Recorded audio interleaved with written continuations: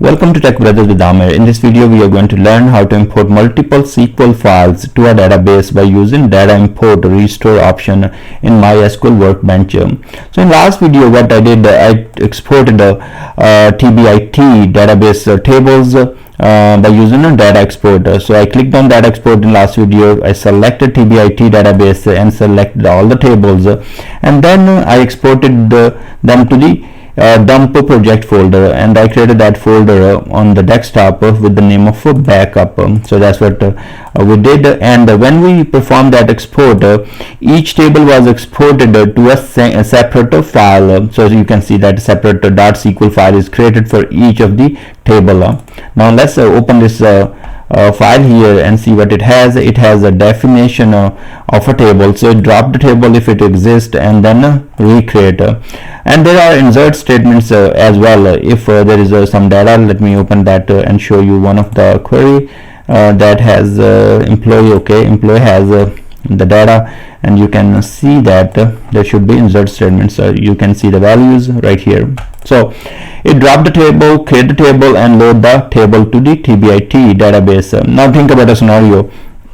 We created these exports and somehow our TBIT database dropped, or we went to another server and we need to create a TBIT database and load all those files. In this case, I'm going to go ahead and open another MySQL server here. Let me go back to one of my Windows MySQL server. I installed Windows machine. Let me see right here.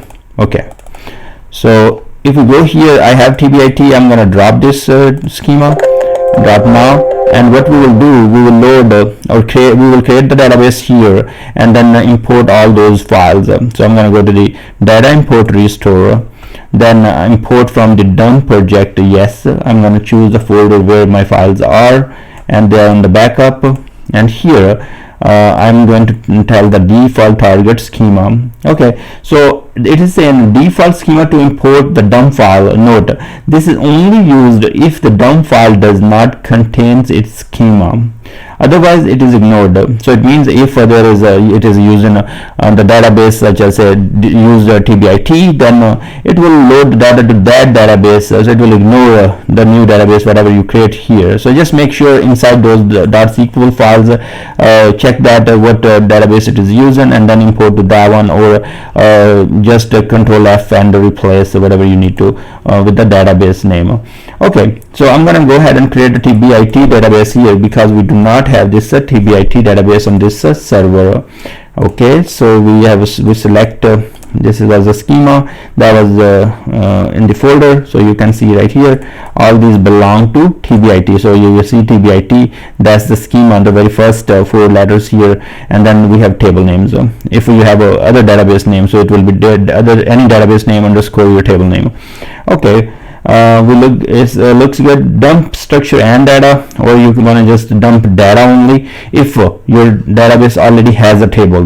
So it will do that. If you want to dump structure only, this will work because you are creating only structure. But in my case, I'm going to create a structure and load the data as well. So okay, everything is fine. Select views, select tables, unselect all. We don't have to do that because we want to load that. So start import. Showing us okay, the schema was created, and then it is loading all those files. Let's go to the schemas here, refresh, look at the TBIT schema, go to tables, and the tables are right there. So if I right click here and then say select rows, it is showing me all those rows in these different tables. So I can see that the data table was created and then the data was loaded.